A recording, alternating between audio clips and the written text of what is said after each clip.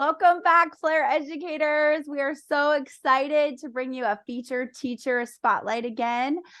Just a reminder, we are teachers still in the classroom, bringing excitement and energy into our profession. And this special teacher, our featured teacher episode is going to be specifically about, Kandyce, how did we word it? I'm to edit this. Embracing who you are in the classroom so that you are inspired to continue and really find your place in inspiring teachers. And I'm Kandyce. This is our guest, Andrea Thune, and she has worked in the district with me for as long as I've been there and for that. And I get to meet Andrea for the first time with all of you. So this is going to be really exciting. Yeah. So, Andrea, can you tell us a little bit about yourself, your background? Sure. Let's work backwards. So I think it's important to know I'm about 4 years away from retiring. Woohoo! So I'll let you guys do the math on that. And I think I'm just trying to give you like things that are important to know about me. This year is my first year back in the classroom as a middle school teacher after being out for 7 years. So I'm like a new old teacher. And I also think it's important for you to know that I have quit teaching once in my career already and left for about 5 years. So I always think that's an interesting part of my story. Yeah. Can we talk about that? Because I think that's such a timely thing. Like, what was it that caused you to leave? And then, of course, what was it that caused you to come back? Sure. Yeah. So do you want to start there? Mm-hmm. Okay. So I lasted 9 years. I went to college and started teaching at 22 years old, straight out of college. I was teaching sixth graders. So I wasn't even 10 years older than these kids that I was back on that. And I'm like, what were they thinking? But I learned so much and then started having kids and my family. And I will never forget the day that I like mentally quit. I was out on the doing recess duty and some kid was crying and I stuck a band-aid on their knee and they stopped crying immediately because band-aids are magic. And it was like the clouds parted and the sky opened up and said, who's sticking a band-aid on your kid's knee right now? And I just did, like, it still makes me feel so emotional. And I went home that day and I said to my husband, I'm quitting. I don't care what happens, but I need to be sticking the band-aid on my own kid's knee. And that was kind of the moment when I realized I don't think I can be awesome at everything that I want to be great at. So I picked my family. And no regrets, by the way. Yeah. I love that metaphor. Yeah. Kandyce and I are like totally in sync. And I know I am very privileged and to be able to make that decision. And I also understand not everybody is able to make that decision. And I just feel so fortunate and so lucky. And I feel like it's made me a better teacher today, right now, like in this moment. So game changer. Yeah. I'm so lucky. I'm so privileged. That's amazing. So I think I know quite a few teachers who have done that, where they leave and raise their kids and then they come back. And how was that adjustment as you came back into the classroom after being out for 5 years? Okay, so of course I didn't leave the classroom. I was the Girl Scout mom. I was the Right. cookie mom. I was the art teacher at my kids' school. They loved me because I was a credentialed teacher, so I would come in and teach art every week. And then they were like, "Can you do it for all the classrooms?" So I was still teaching, but I was volunteering. I wasn't really getting paid. Like I went into the staff workroom and organized all the shelves for them because it was a mess in there. So dumb stuff like that. So I got back teaching again, sort of on accident.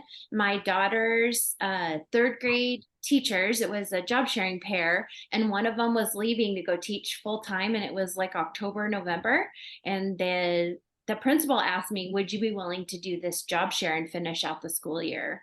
And initially I said, no, I don't think I should be my child's teacher. I like philosophically don't agree with that. Mhm. And then all the moms came to me and they were like, Andrea, please do this. We know you care about our kids. We know you kids are first for you. And we know that you'll be great for our kids. Please do this. We need you. And so that's how I got back to teaching again. And I was like, wow, this is super fun. I had a blast. But here I am teaching in my neighborhood school. My child is in my class. I've been the Girl Scout leader to all the girls in the class. So they've seen me like in my pajamas with my hair cuckoo crazy at our sleepovers. So that was kind of, that was another little pivot in my career when I realized like, oh, teaching is more than just like, I don't know, that separation between the teacher and the student. Like you are a part of their lives. Mm-hmm. I feel like, well, I've taught in rural and urban areas.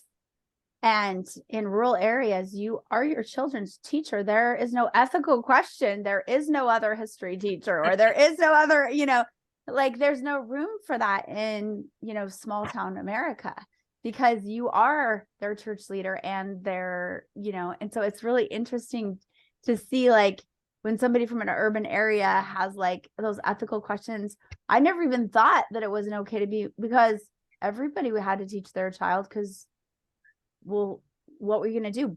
Bus them 100 miles, So I think it's really interesting how different things come up based on like where you live in the country, like that I had never thought of before you said that. Isn't that so interesting? And I feel like honestly, that experience like kind of took me back to the roots of what educators were originally. Like you said, like that one room schoolhouse.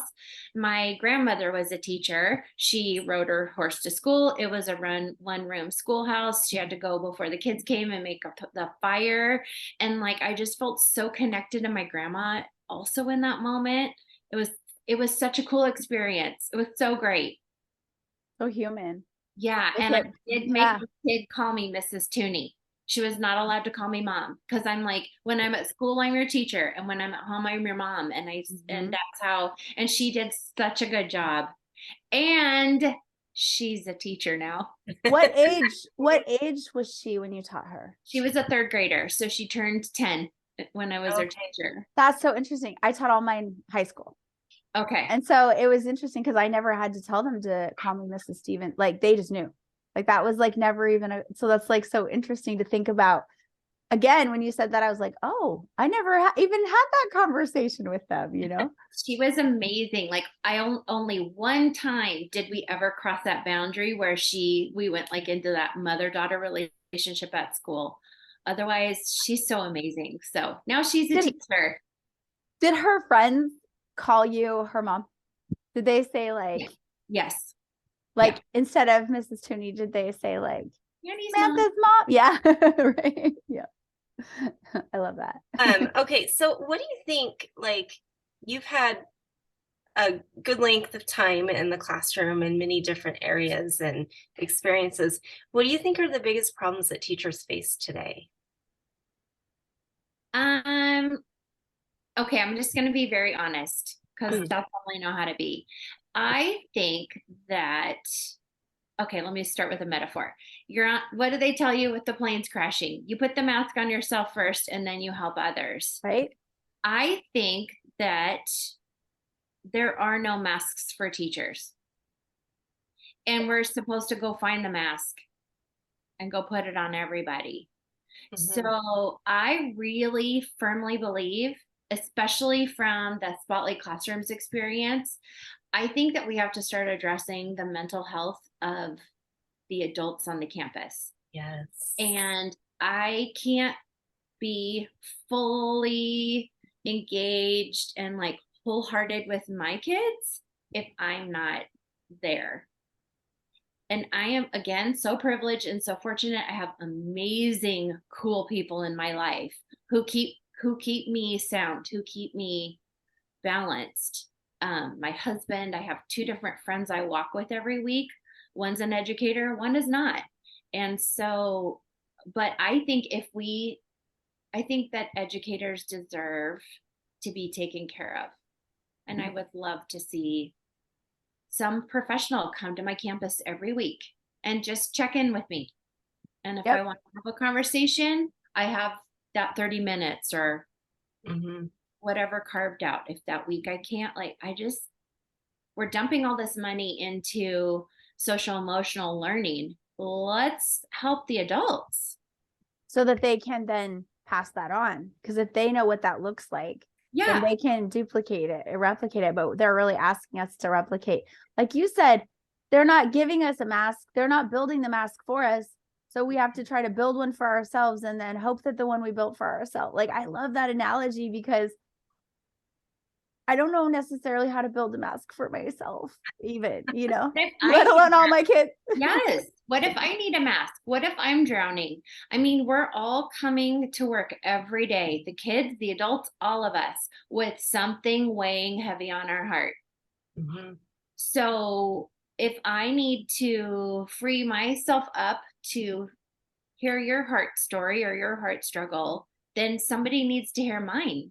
Like, we're a community, we all share. So who's holding my heart near and dear? Yeah. I feel like over the last few years, that's just been so much more needed.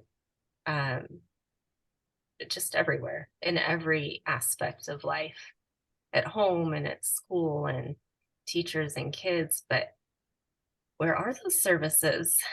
That's the challenge. I think too, like, people need to experience. I've gone to therapy. I'm not embarrassed about it. You need to experience what that feels like to do that work and come out on the other side. So that's I think, like, experience first, right? That's whole UDL of teaching. So some of us need that experience that are in the education field. Does that make sense? No, that makes total sense. Yeah, I completely agree with that. And yeah, if you don't go through that experience, you can't. I haven't personally, but my children, like, I've gone through therapy with them, and it just kind of helps you see it from different perspectives and know how to approach things that you hadn't really considered in the past.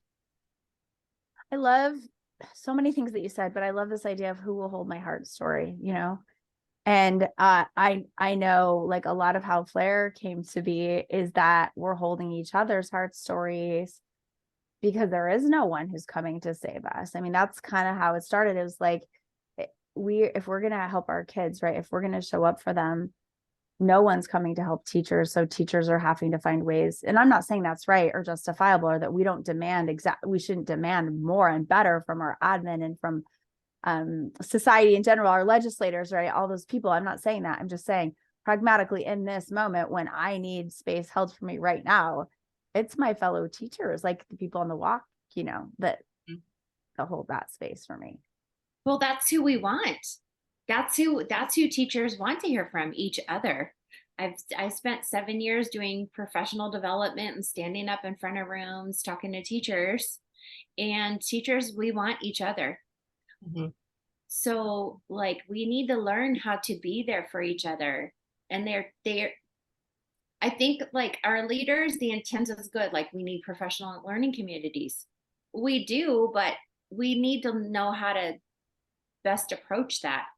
And when I've been in professional learning communities where everybody is healthy and, has their ups and downs, but has some strategy for coming balanced into that learning place. Yeah.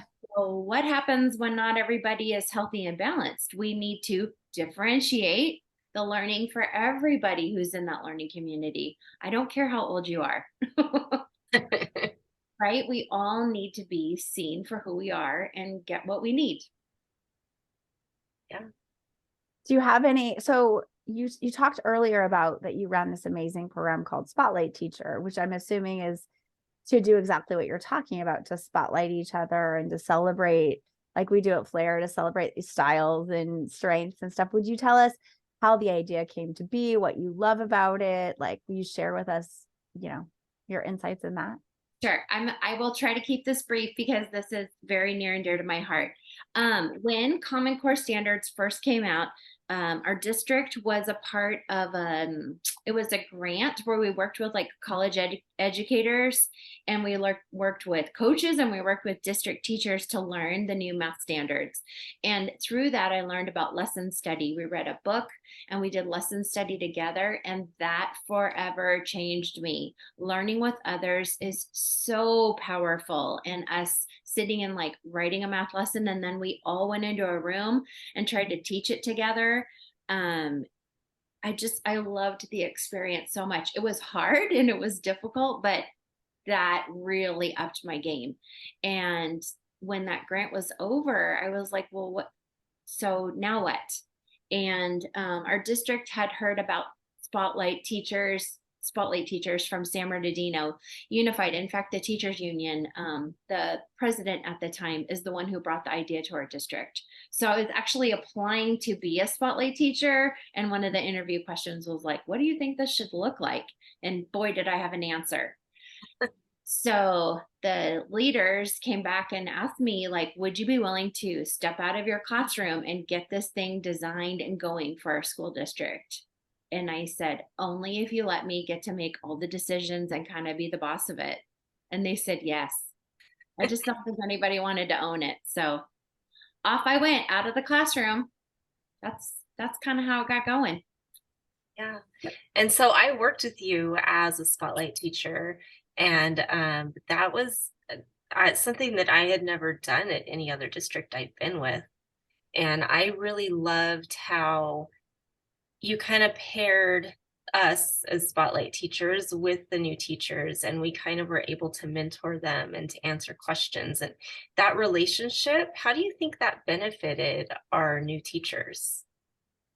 I love that you brought that up, because another little like origin story is, have you guys had student teachers before where they come in your classroom and you're their mentor teacher? Okay, let's be honest. Who learns more, them or you? And so that's another moment that I've had in my career with having those student teachers in there. And I actually think maybe I learned more than the student teacher.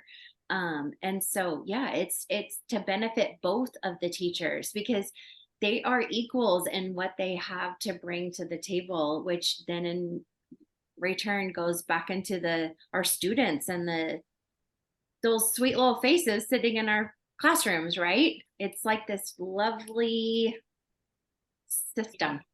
Yeah. And that's what I love about like the coaching system that we have within our district. And while we were doing Spotlight, you and I actually did a sample coaching cycle for the district.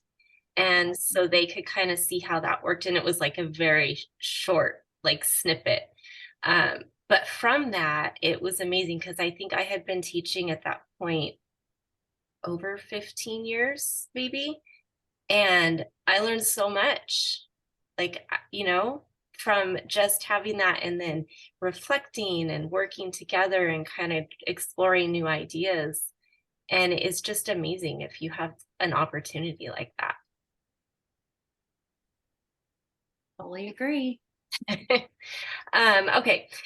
So I know that this idea of like a healthy teacher support system, we have so many different options for that, but some of the districts don't have this like built-in coaching. Like, how can we mimic that within our schools that don't have, like, our school site has 2 instructional coaches, and every school site in our district has at least 1. Many have 2. And so we're able to go into classrooms and to help teachers and do coaching cycles and all of that, which is amazing. But what about these districts that don't, like, how can we mimic that? So I'm at a school site that just has one instructional coach, and that coach just really got pulled in 8 gazillion directions this year. And I was so hopeful to go through a coaching cycle with her and we would get started, and then all kinds of things came up. So guess what I did? I bought an iPad and I started coaching my own self. I love that. How? I just put my iPad up on the bookcase, and I followed kind of the pathway that I learned with Kandyce, like pick one thing to focus on. Mine was very simple. Like I was just counting time between how long was I giving those kids time to think? I'm bad at that. I'm really bad at wait time. Terrible. And I also had the RSP cluster this year. So those kids needed me to create space for them. And so I would just watch my video back, and I coached all I did was really kind of count the space between my question and when we moved on. So there's a lot of reflection, like self-reflection. Yeah. And it was my video, and I just sat and watched it, and I'm such a firm believer in, if you're going to coach anybody, including yourself, you have to count something. It can't be like, oh my God, I'm burning those pants. Look how they look on my body. Like it cannot be just an opinion. So like, what are we going to count? So I knew I could count seconds. So I did that little coaching cycle with myself on time between thinking. And then once I got nice little space created there, then I started evaluating the types of questions that I was asking the kids. And was I scaffolding and building our thinking to get higher like that? Yeah, that's awesome. I know that sometimes it can be a little bit nerve-wracking to film yourself and then watch it back. That was one thing in our coaching cycle. I was like, I don't want to watch it. But yeah, you're right. If you focus on that one thing that it is that you're trying to improve or trying to work on, or just like see how it's going, then that makes it so much easier. One thing that I realized, like you pick up on little things, right? And so, and I notice it now with like all the filming we're doing, I'm like, I don't move my mouth very much when I talk, and it's just silly things, but you have to kind of move past that nitpicky, because nobody really gets it like you do. Like they're not noticing that about you. So if you have that focus, I think that really, really helps. I agree. And like what I was doing internally struggling, because I love to talk, is when I was trying to do my wait time, I was folding my arms because I was like trying to hold myself back, but it looked like I was mad for the kids. And I was like, I gotta stop doing that. So yeah, it's so important to I think it's so important to watch yourself. What is I don't know the number. You're gonna have to fact check this afterwards, but it's like 85% of what we receive is how it looks and sounds. It might even be higher. It's Well, yeah, tone, right? Like speaking about tone, and it's so much more important that they feel comfortable and accepted, because it's not what you're saying, but how you're saying it, right? Yeah. So they don't know that I'm crossing my arms at them to hold so I don't talk. Yeah. So one of the ways I do self-coaching is I don't do self, I have the kids do it. So I had a really bad habit of saying, right? So like after every question, I would be like,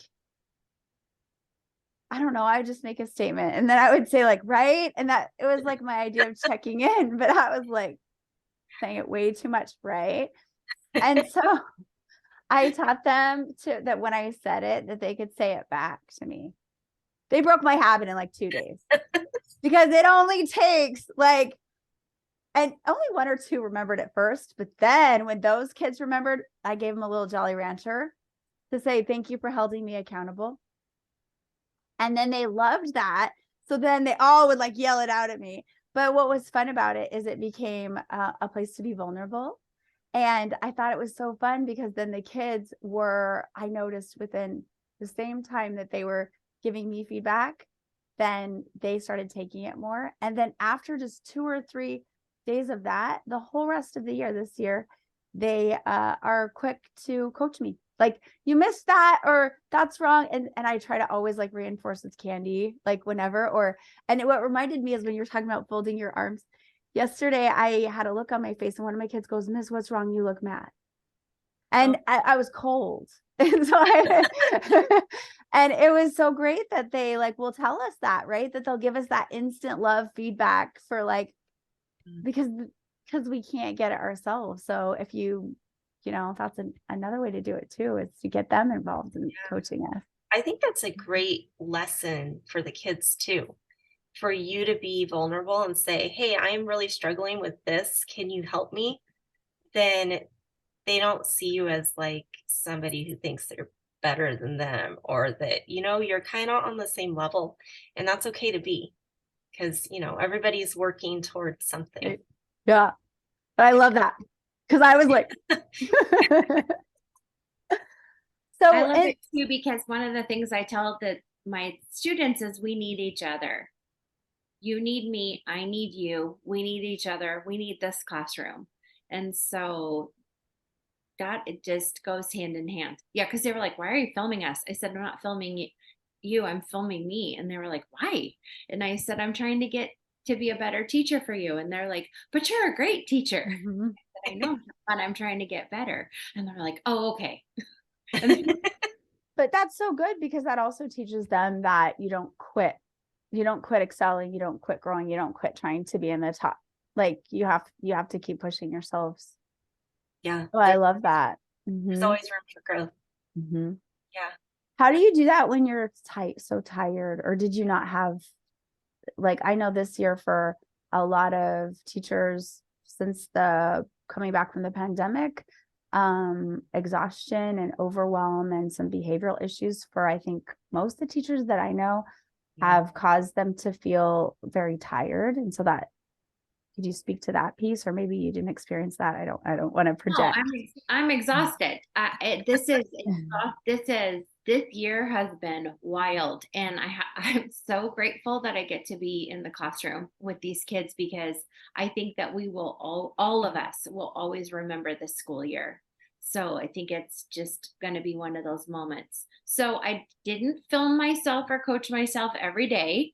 Obviously, I would pick and choose moments when I felt brave to be vulnerable, even though I'm the only one looking at it, but I still felt like I needed to be brave.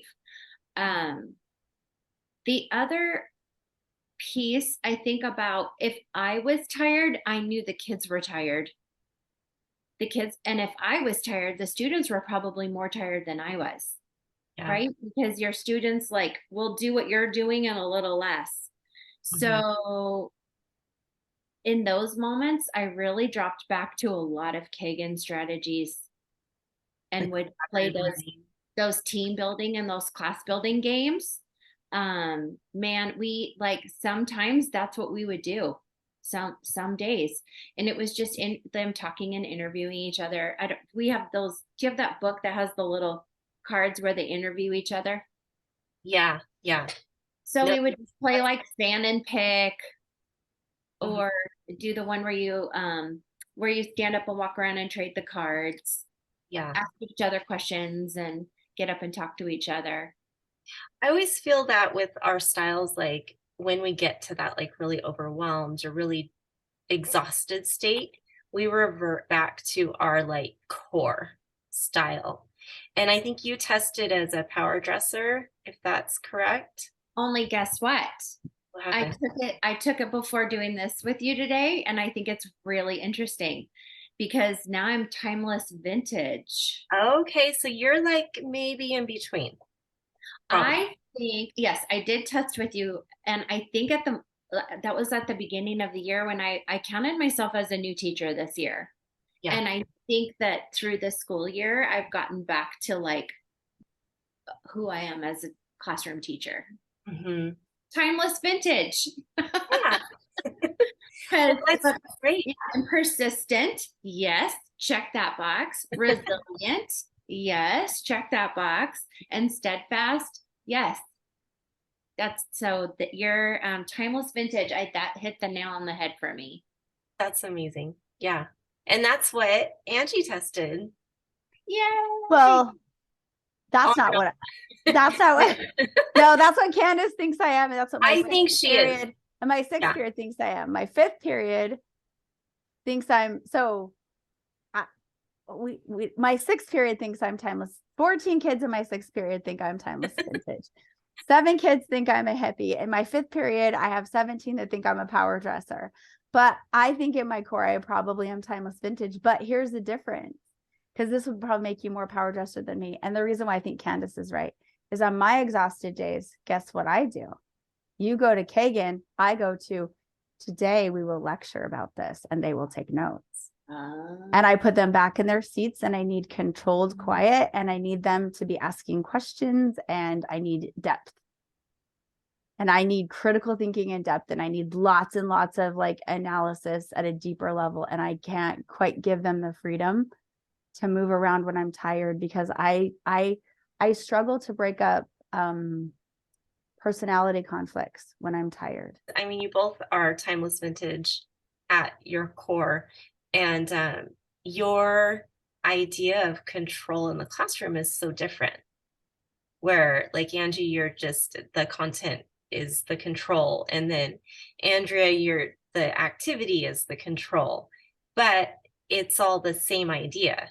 You just do it in different ways, and I love that, because we can still be individual within that one group.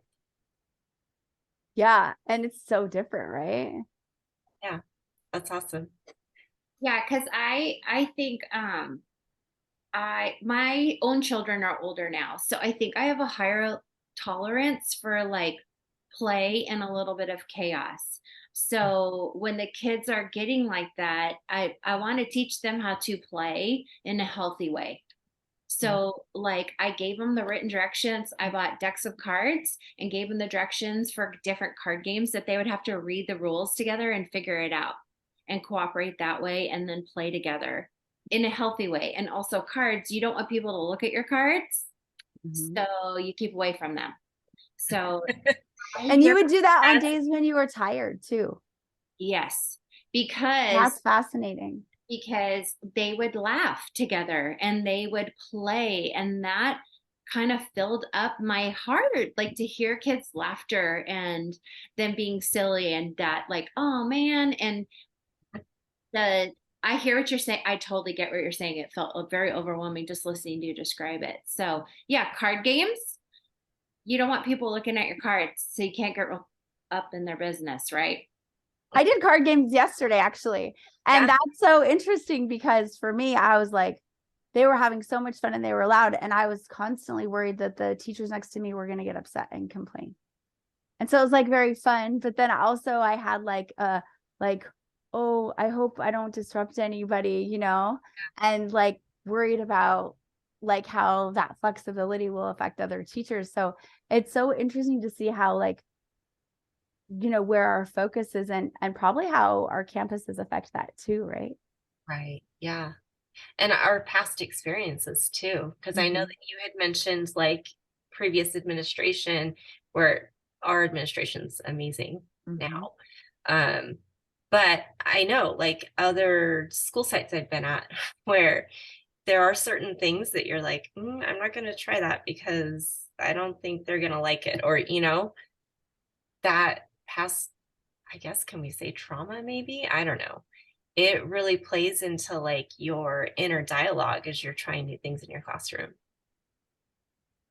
Oh, I think trauma for sure. And I think those, like, it goes back to the mask. And I think those of us who have taught 20 plus years in multiple grade levels and multiple school districts and multiple places carry a lot more of it than like what makes us comfortable and happy. Sure, a lot of that's environmental. It's what we've been praised for. I was an AP teacher for years.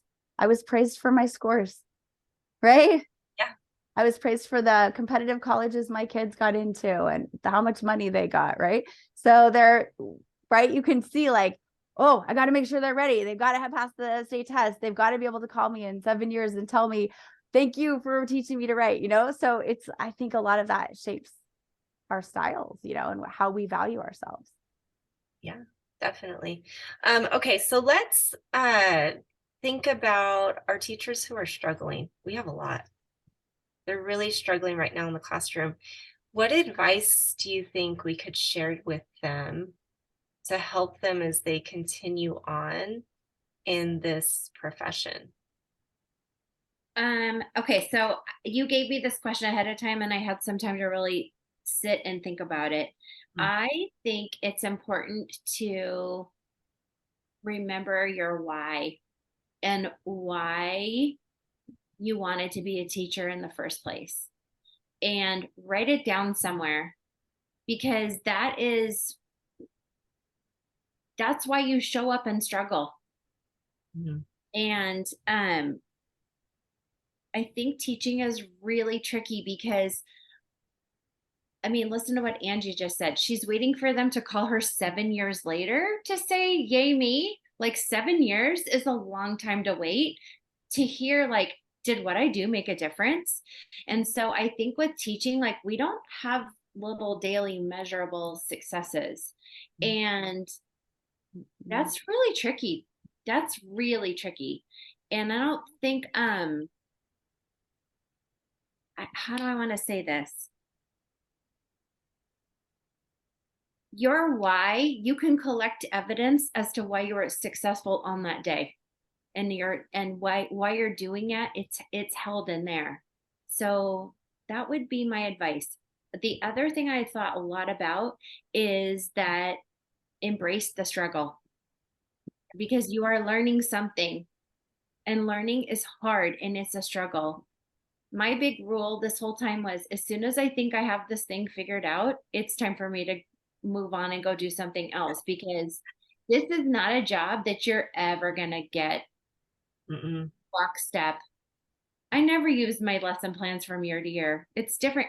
I don't even use my lesson plans from class to class, right? I always have like the learning that I want to have happen, but so embrace the struggle. Know that you're going to be out of balance sometimes and you're going to be tired and recognize when you are tired and know, like Angie knows, I need to do a really powerful lecture here and really connect with the learning. Whereas I know I need to hear the kids laugh around me and just be a kid. So I'm going to print out some directions. They're going to practice reading directions and follow the directions. So know yourself and know when you're in trouble and say, there it is. And surround yourself with people too who can kind of watch you. And my husband's really good about saying, you need to slow down. It's too much. Yeah. You need to get home earlier. You need whatever's there, you need to leave it and walk away. And I always get mad at him, but he's like, you know, I'm right. And I'm like, I know you're right. I don't want to hear it. Can I So, ask a follow-up about that? yes. That's so powerful what you said. We're writing this book and our first chapter is about why. And I kind of argue, or one of our first, it's not anymore, but there's a big chapter about why. And my argument is we're the one profession that we all know our why, or most of us, right? And so I love that you just acknowledge that. You're like, we know, like we're the profession who gets it, like we're here for the right reason. Yeah. And because of that, I love how you pointed out that you work so hard that literally someone else has to pull you back. And so what are some ways that when you maybe have, or if you have ever like crossed too far, and like maybe the reason he knows to pull you back is because he's seen you go so far before, right? What are some ways you heal from, oh crap, I went too far, and now, you know, maybe also what that looks like for teachers or in your own experience and what you've seen as a teacher coach, and then strategies also to help us when we cross the threshold. It's time to like put it together. I love this question. This is really good. You're making me think. Okay, one of the things that I do is force myself to leave at a certain time from work and just walk away. Don't bring anything home. Leave the piles there. It feels uncomfortable to me. But like tidy up and be ready to teach in the morning and hide the piles somewhere. Tackle it later. That's really hard for me to do. Another work thing that I do that is also really challenging for me is I go into my classroom, I teach. I call it go into my cave. I don't really connect with other adults on the campus. I just go do my thing and then I leave because I am very much a taker honor of other people's energies and their struggles. So block it. And the only way I know how to do that is kind of create actual physical space. And I'll have people say, "Oh, are you mad at me?" And I said, "Nope, I'm just coming back from I'm exhausted." And they said, "Oh, I get it." Personally, okay, my favorite thing to do is read like either a self-help book or a new teacher book. And I know that sounds crazy, but go into learning mode for me because I love learning. It is so exciting. My little light bulb moment that I get for me. Oh, yes, that's why I'm a teacher. So read some new book, even if I read a chapter or whatever, and then move on. It doesn't have to be the whole book. Do some new learning. I like that. And Kandyce, what about for you too? I want you to answer well, that. I was just kind of, the idea where they say like starting in the new year, you get like a jar and you put in something positive from the day. I love that idea. And I feel like that's something I need to do. I don't, but I feel like that's just a reminder, and you're kind of pushing yourself to reflect on, okay, all these things happen during the day, but these amazing things were part of it, because we kind of get bogged down in, it's easier to focus on that negative and the difficult parts of the day and what didn't go well. And if we kind of push ourselves to, but okay, everything fell apart here, but I got to work on time. That's probably not, that's not for me, no. Or I made a lunch for myself, or, I had this great conversation with this colleague, then we are kind of ending the day with this positive thought, and it encourages us to keep on going. Look at that expectation adjustment. I love that. Saying like, we just expect so much of ourselves, Mr. Sipple, who's our resource officer on campus, he's the greatest person in the universe. He has this saying, he says, if you're still breathing, it's a good day. Mm-hmm. I like what you're saying too. It's making me think. So, have you heard about negativity bias? So our brains are tuned in to look for the dangerous things and pay attention to the scary. And so you have to force yourself to move away from that and look for things that you are grateful for and thankful for and happy for. Mm-hmm. Yeah. And I really like your setting boundaries. Yeah. I'm really bad at that. But in this position as a coach, I have been doing so much better at leaving on time and leaving stuff at work, and just, it'll be there tomorrow and I can finish it tomorrow. I don't have to do everything right now. That has really helped, I think, over the last couple of years for me. Another thing I do to just this is probably not totally healthy, but I'll own it. To completely zone out, I listen to an audiobook and do a puzzle and do like a 1,000-piece puzzle. And sometimes I will sit the whole weekend totally checked out. Yeah. And I'll just listen to a Colleen Hoover, I call them my junk food books, and do a puzzle. And just check out. You just find something to get out of it. Yeah. Another huge thing that I think I do, and I didn't do this intentionally, but reflecting back on this school year, I mentioned earlier, I have 2 friends that I walk with religiously every week. And one's an educator and one is not. And I walk with one on Tuesday because that's after staff meetings. And that's my favorite friend. She knows it's a staff meeting day, and she'll say, all right, what's on your mind? And I just am able to move that information out of my being and get. I like that gesture, like a cleansing DNA spiral, get it out of there. Right. And then my other friend who's not an educator, I walk with her on Thursdays, and kind of just, that's when I share gratitude. And yeah, I think walking for teachers, I know we're on our feet a lot, but that has really helped me survive this year. No, I love a good walk. We did with my partner, instructional coach. I think we only did it 3 times, but we said, we're going to take a lunch because we always eat at our desk. We always like, grab something real quick because we're in between stuff. Like our day is unpredictable pretty much. And no, we're going to take a lunch. We're going to go for a walk around the block and come back. And I think we only did it 3 times. We even brought like shoes. Okay, you have your shoes, we're going to get them. And, but those were my favorite days because I mean, we were out and we were talking about work, but we were solving the world's problems on our 20-minute walk and kind of got out of everything for a little bit.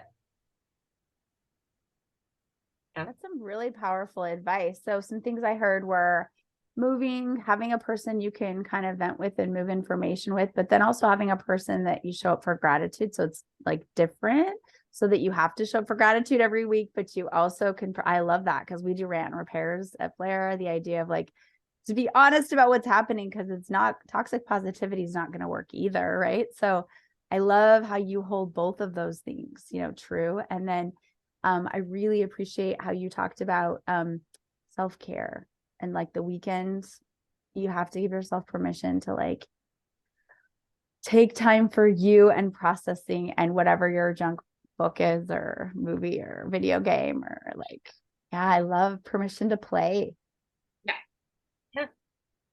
I think too, this kind of links back to listening to you process. So when you do a puzzle, you can see that you finished, like you did something. I'm wondering if that's kind of the magic of that puzzle for me too, is like, okay, I did something. That's so interesting because when you were saying that, my catharsis is I have 2 of them. I rock climb and I train horses. And it's exactly what you said. You get to the top of the mountain and you're like, dude, I did that, or you train a horse and you're like, literally before this, they didn't know this skill and they show growth. So like, unlike our students who take a while, maybe a longer, like you see that immediate result. I know people who clean, I think, cathartically do it for a similar reason, right? Because the dishes were done. And I'm not that person. I wish I was. No. Yeah, I think it's important for like newer teachers or also too, if you're struggling, is like stop jumping from the next thing, the next thing, the next thing. Because if I can just get this done, it will be okay. And if I can just get this done, it will be okay. Because it's never going to be done and it's never really going to be okay. So stop tricking yourself into thinking, oh, if I could just get this pile of papers graded and in, I'll feel so much better. Yeah. Because it's like, I don't think that I think oftentimes as teachers, we're not really looking at the real problem. We're just like, if I do this, I'll feel better. I'm not thinking about why I'm totally exhausted and burnt out and why I feel like, oh, I just have to do this thing. So that's one of my warnings. When I start getting into that land of I have to do this and I have to do that, that's something's wrong that I need to stop and take a look at. Yeah. For you, Kandyce, what's your kind of warning that you're worried that you're at the edge? I think it'd be very similar. I find projects to do and I'll just like busy myself with a bunch of stuff that really doesn't need to be done right now. It drives my husband crazy, I'm sure. Oh, what project are you doing now? But I guess it's my way of getting my mind off of what's really the issue, because then I don't have to deal with it and I can just like accomplish something else. Yeah. Mine is, I guess I'll admit this for the teachers out there who are like me. This is a hard one to hear. It's self-hatred and it gets pretty dark. And it definitely comes in the form of, I'm not good enough. I don't do this right. I don't, it comes in the form, a bunch of different ways of saying I'm not worthy, right? I can't be what I want to be to everyone because I'm not, insert negative word here. And so it's when the negatives start, I guess it's when I start, the negative self-talk is louder than my love. Well, the love for the kids is always there, but like, it's when I hear the negative self-talk more than the ability to show up in the moment, right? Or especially when the negative self-talk stops me from taking the risks I would normally take. Like, that's when I know I'm in trouble, but I need to like relax. Yeah. I think everybody has their own way, but that's really important to identify it and to listen to it, which is something I don't always do. And I would say don't listen to this negative self-talk though necessarily. That just means you need a big long break. No, like listen to the sign. Yeah, listen to the sign. Yeah. Recognize it. Yeah. Whatever it is. Back to what we opened up with, if we had a mental health care professional, I believe with someone else, you could shorten up the feedback loop that we've all identified we get into, because they can help you. Again, you move through it, identify it, and move through it quicker, because you have to name it in order to address it. Mm-hmm. So that's another reason why I really, if we are going to heal and get better, we're going to need help. And I think it needs to come in the form of each other. That's why I agreed to talk to you guys today, because I think this is part of it. So we're so glad you did. I'm so grateful. And if you ever need a seat filler, call me. Yay! It's so amazing to have you on. Thank you for all your aha moments. There were just so many incredible takeaways for me. What a great way to meet somebody who's so passionate about teaching. And like, thank you so much for staying in the classroom and not leaving, because there's so many who are leaving us, and it's like you said, we're privileged to get to stay and be part of this time. We're privileged to be the ones who don't quit and don't give up. And like, that's awesome. We get those stories, and that's amazing. 100%. All right. Well, thank you. And remember that teachers who care teach with flair. And then I think I'll add some resources in the description to our website for like self-coaching and some reflective questioning, so that if you want to do that, then there's something to get you started. Please like and subscribe, and leave any comments about ideas you have, to help with any of the topics that we talked about today, because we want to hear from you. And if you have any ideas about other feature teachers, or you'd like to be a feature teacher, please leave a comment, because we would love to learn all about your insight. Yeah, great. All right. Thank you, everyone. Bye. Have a wonderful day.